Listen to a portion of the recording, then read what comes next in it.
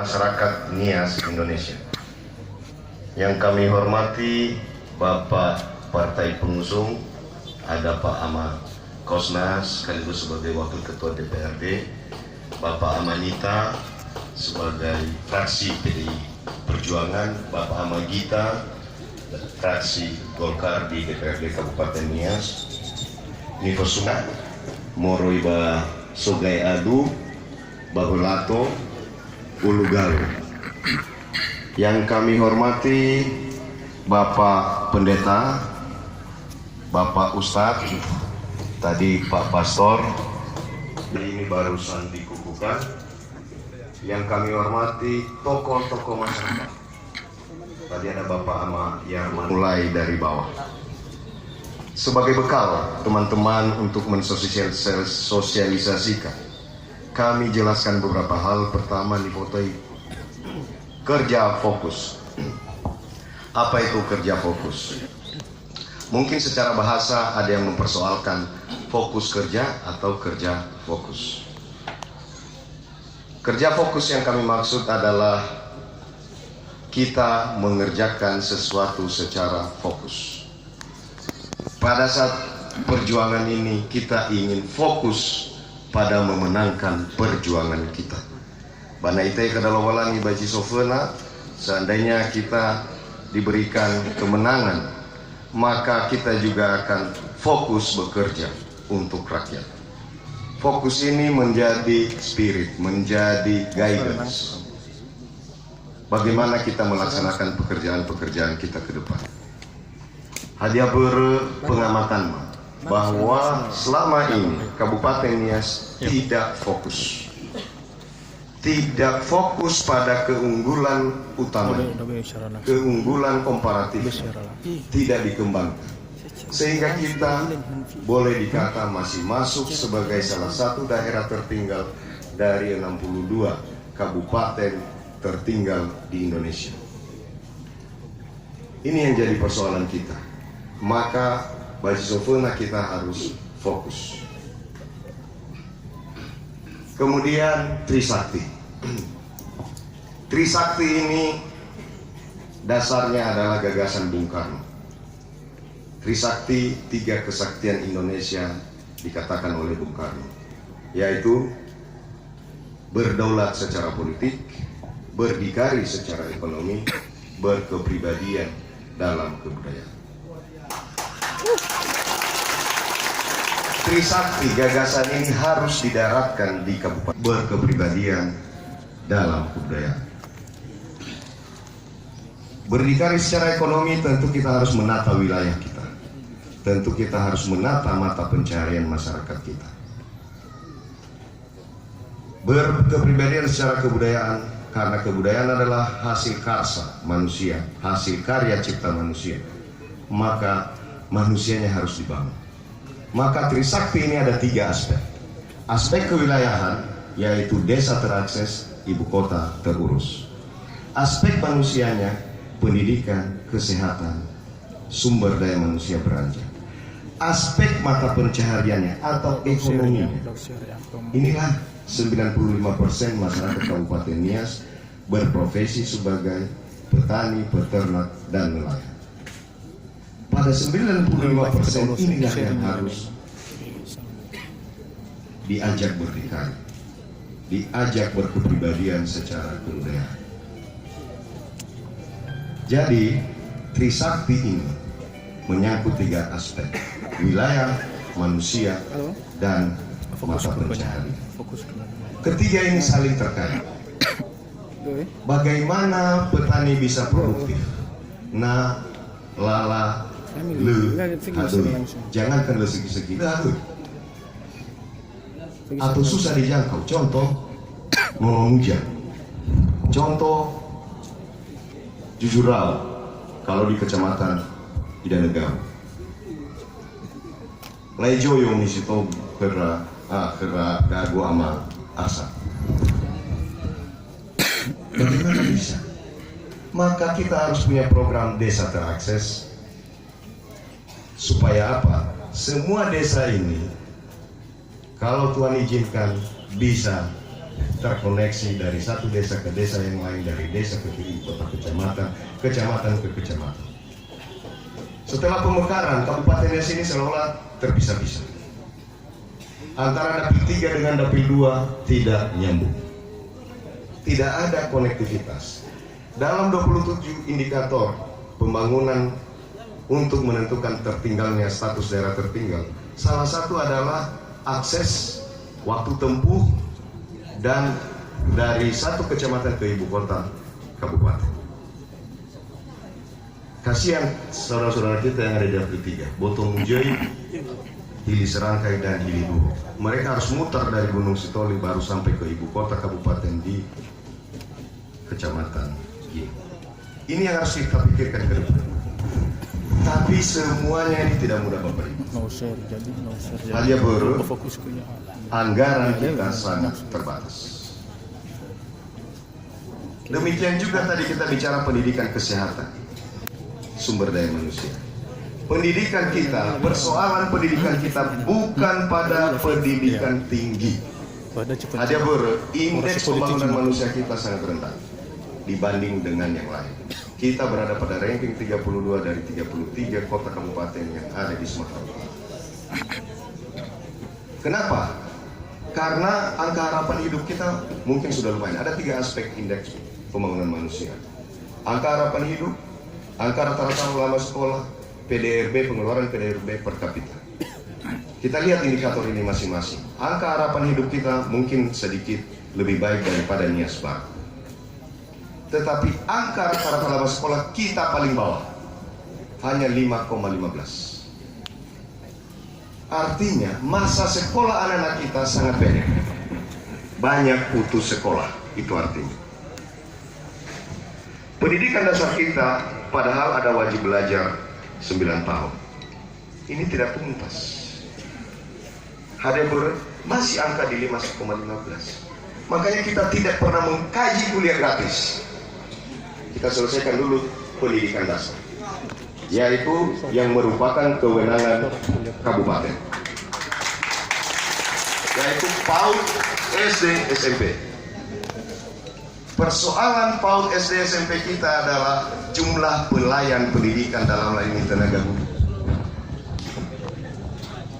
Tenaga guru kita 2.600 dari berapa ratus sekolah yang ada.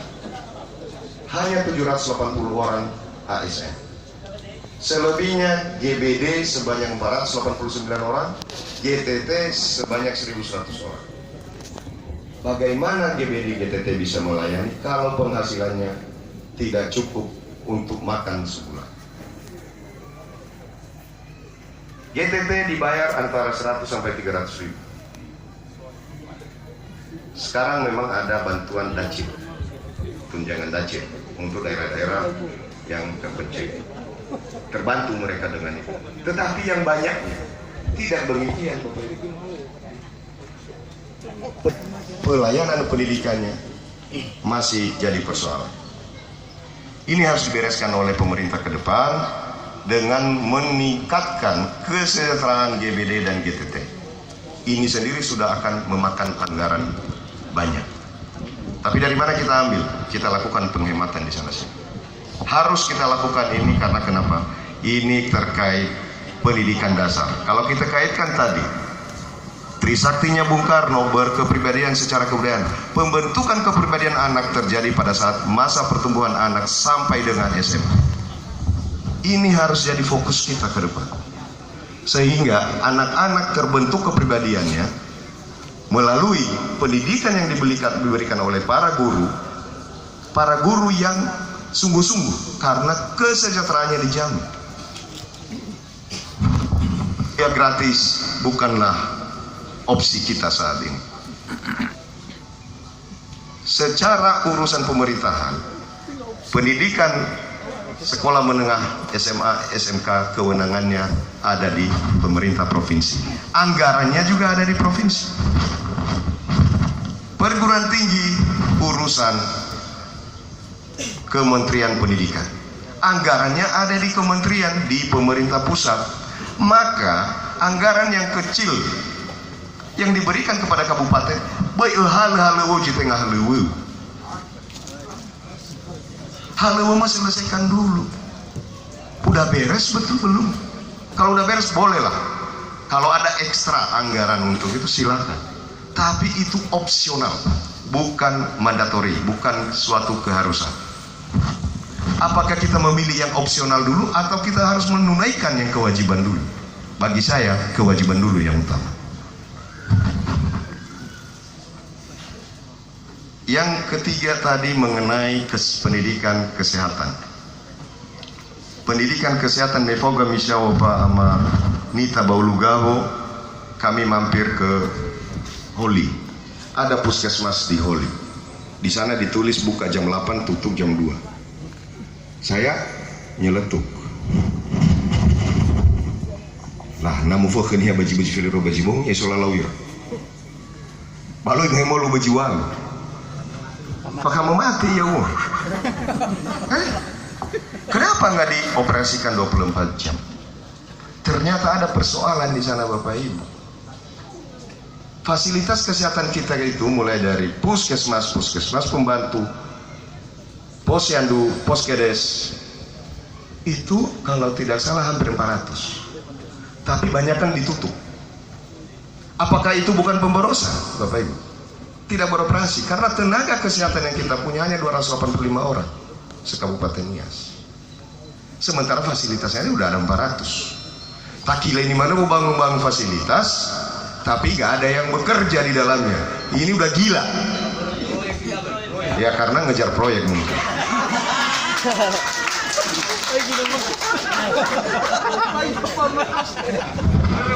Puskesmas pembantu kalau masalah ada fotonya. Fotonya jadi jemuran kain. Nggak ada orang di dalam. Lalu apa itu bangunan untuk apa? Karena tenaga kesehatannya lebih sedikit daripada fasilitas kesehatan.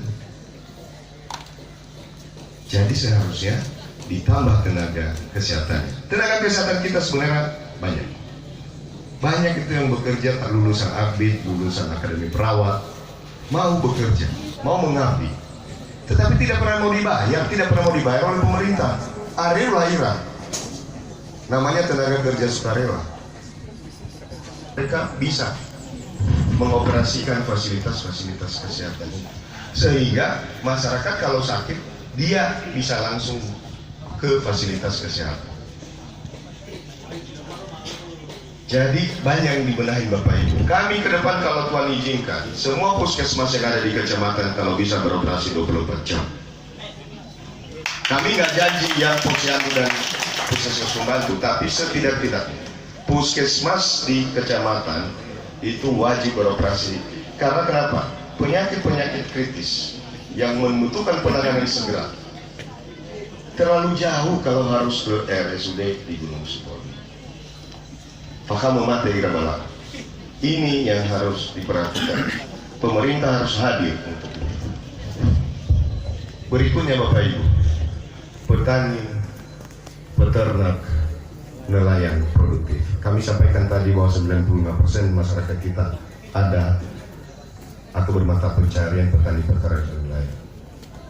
Tadi kami sampaikan bahwa saling terkait. Kalau ada desa terakses, artinya setiap desa bisa dilalui, maka petani sudah terangkat sedikit nilai tukar ekonomi.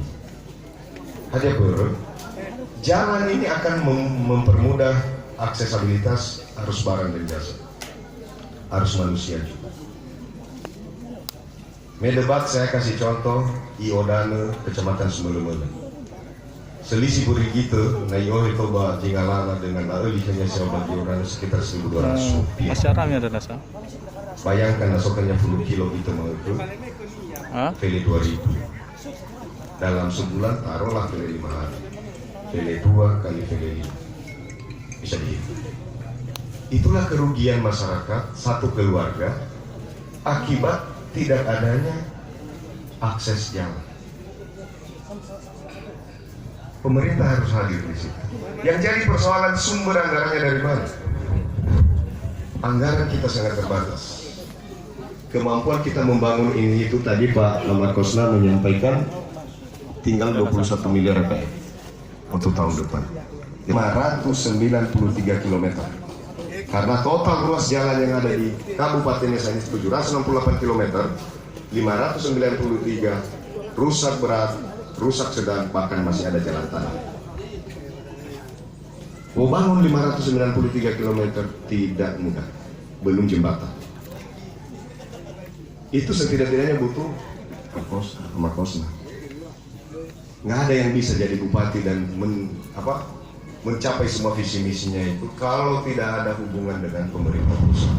Sumber pendapatan asli daerah kita tidak ada, boleh kami sampaikan tidak. Dan ini harus kita pikirkan ke depan. Kalau kita berdikari secara ekonomi, tentu sumber-sumber penerimaan juga kita harus gali.